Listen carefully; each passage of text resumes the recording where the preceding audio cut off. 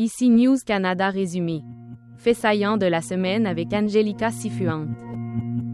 Bienvenue chez Ici News Canada, votre source fiable d'informations sur les événements les plus pertinents au Canada et dans le monde. Voici les notes informatives les plus remarquables. Bien qu'il n'y ait aucune confirmation que Puraleator ou UPS suspendront complètement les expéditions en cas de grève de Poste Canada, les travailleurs de Puraleator, représentés par les Teamsters, se sont engagés à ne pas manipuler les colis identifiés comme provenant de Poste Canada. Cette décision vise à faire preuve de solidarité avec le syndicat des postiers dans sa lutte pour de meilleures conventions collectives. Une grève potentielle pourrait entraîner des retards d'expédition, même si Poste Canada choisit de tenir des grèves tournantes. Ce scénario montre des tensions syndicales alors que les syndicats exigent de meilleures conditions et garanties pour leurs membres.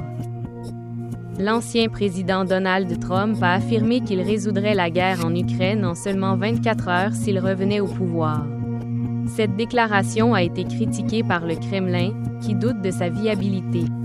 Les analystes russes soulignent également que toute proposition de paix devra s'aligner sur les intérêts stratégiques de la Russie, ce qui semble peu probable sous Trump.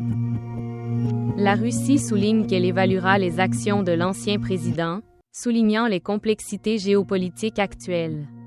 Trump pourrait-il réaliser ce plan ambitieux ou ne s'agit-il que de promesses?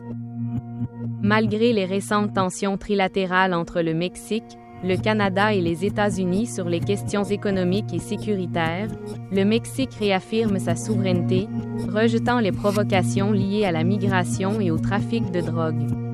D'un autre côté, les deux pays s'efforcent de renforcer l'AEUMC en cherchant à promouvoir l'emploi grâce à l'intégration des chaînes d'approvisionnement en Amérique du Nord.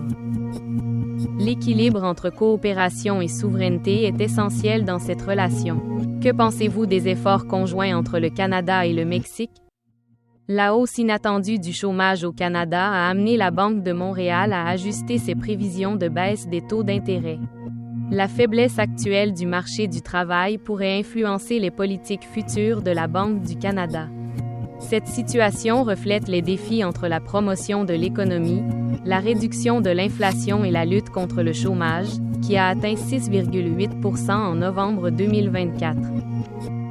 Les secteurs émergents sont en croissance, mais des domaines tels que l'industrie manufacturière sont confrontés à des difficultés, ce qui a un impact sur la disponibilité de la main-d'œuvre. L'Agence du revenu du Canada a confirmé que le plafond de cotisation au compte d'épargne libre d'impôt restera à 7 000 $ pour 2025. Ce programme, depuis son introduction en 2009, offre aux citoyens des options polyvalentes pour épargner avec des avantages fiscaux.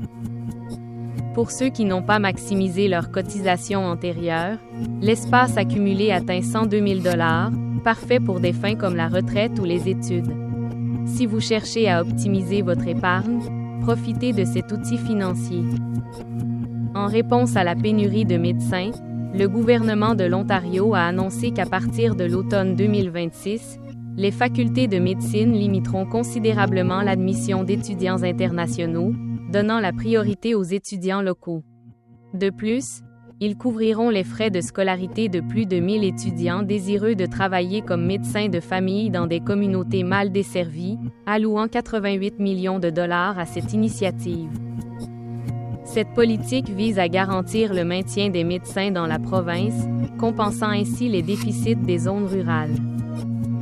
Revenant à sa ligne dure contre l'immigration, Donald Trump, désormais président élu, a nommé Tom Homan, tsar des frontières.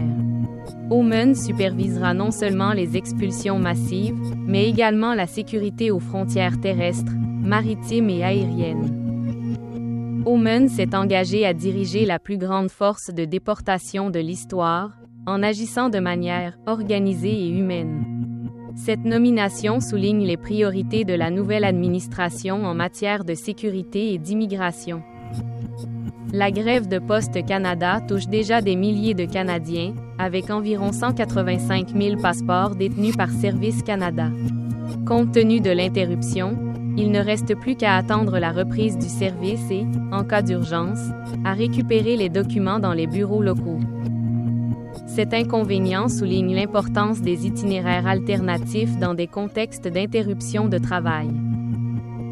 Ces histoires s'entremêlent dans un panorama de défis économiques, politiques et sociaux ayant des répercussions locales et internationales. Pensez à vous abonner à nos plateformes sur YouTube et Facebook comme ICI Noticias Canada. Pour rester à jour, merci de nous avoir rejoints.